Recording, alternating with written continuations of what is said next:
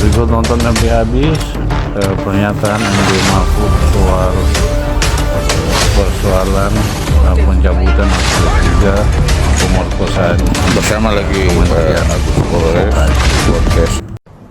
Saudara sekalian, saya ingin menyampaikan informasi bahwa dalam satu rapat gabungan tadi di kantor Kemenko Polhukam yang dihadiri oleh pimpinan LPSK, Kabar Eskrim, kemudian Kompolnas, kemudian Kejaksaan, kemudian Kementerian Koperasi dan Usaha Kecil dan Menengah atau UMKM, kemudian Kementerian PPA, Perempuan dan Perlindungan Anak, memutuskan bahwa kasus perkosaan terhadap seorang pegawai di kantor Kementerian Koperasi dan Usaha Kecil dan Menengah yang korbannya bernama NDN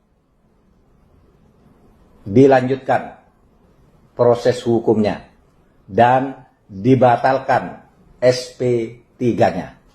Oleh sebab itu kepada 4 tersangka dan 3 saksi,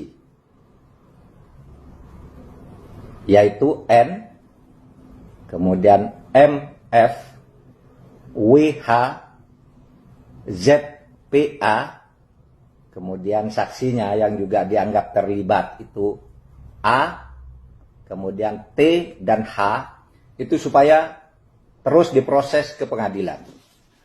Alasan SP3 atau penghentian penyidikan karena pencabutan laporan itu tidak benar secara hukum.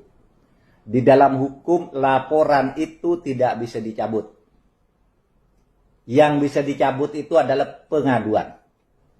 Kalau laporan, polisi harus menilai. Kalau tidak cukup bukti, tanpa dicabut pun dihentikan perkaranya.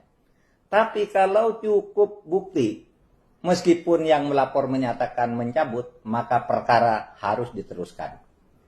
Beda dengan pengaduan yang itu berdasarkan delik aduan. Kalau pengaduan, begitu yang mengadu mencabut, maka perkara menjadi ditutup. Kemudian alasan bahwa pengeluaran SP3 berdasar restoratif justice, perdamaian antara pihak-pihak yang bersangkutan, selain dibantah oleh korban dan keluarga korban, dan juga dibantah bahwa mereka telah memberi kuasa kepada seseorang untuk mencabut laporan yang itu pun tidak sah, maka restoratif justice itu hanya berlaku untuk tindak pidana tertentu yang sifatnya ringan. Misalnya delik aduan. Ya. Kalau kejahatan yang serius, yang ancamannya misalnya 4 tahun lebih atau 5 tahun lebih, itu tidak ada restoratif justice. Korupsi, pencurian, pembunuhan, perampokan itu tidak ada restoratif justice. Itu harus terus dibawa ke pengadilan.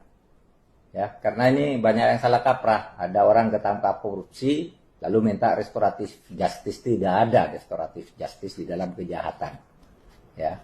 Itu ada pedomannya di Mahkamah Agung, di Kejaksaan Agung maupun di Polri sudah ada pedomannya. Restoratif justice itu bukan sembarang tindak pidana orang mau berdamai lalu ditutup kasusnya, tidak bisa. Agus